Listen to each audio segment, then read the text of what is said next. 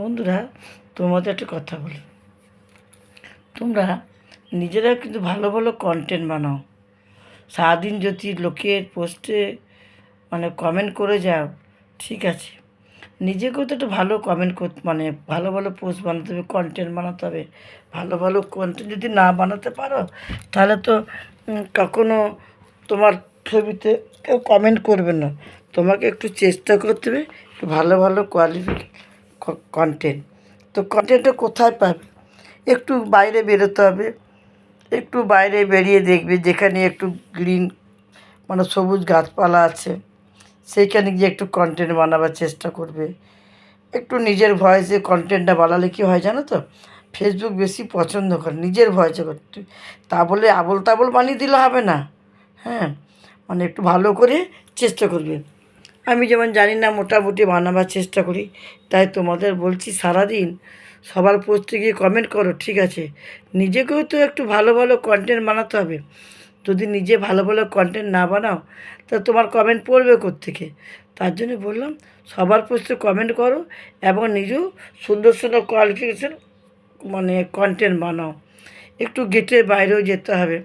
আমি মাঝে মাঝে যখন বাজার যাই, তাতে অন্ধকারই হোক আর দিনই হোক আর দুপুরই হোক, আমি ভিডিও করতেই থাকি। আমার কিছু বন্ধুরা বলে, বোনুরা বলে, ইয়ে করো, ওই রাস্তাটা দেখ রে, এইভাবে রাস্তায় মোবাইল চালাচ্ছিস, চালাবি না। আমি দূর, কিচ্ছু হবে না।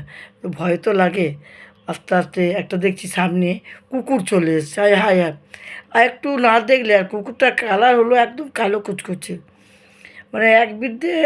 এক বৃদ্ধের পেছনে আমি আছি, আর একটু এলি কুকুরটা গায়ে পা পড়েছে। তাহলে কুকুরটা কী করতো, আমাকে খপ করে নিয়ে নিত।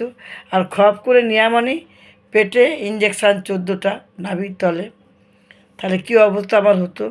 তাই বলছে, মামিমা ছিল আমার সাথে, আমরা মন্দির থেকে বেরিয়ে আসছিলাম, বলছে এই জন্যে বলি মোবাইলটা রাস্তায় চালাবি না।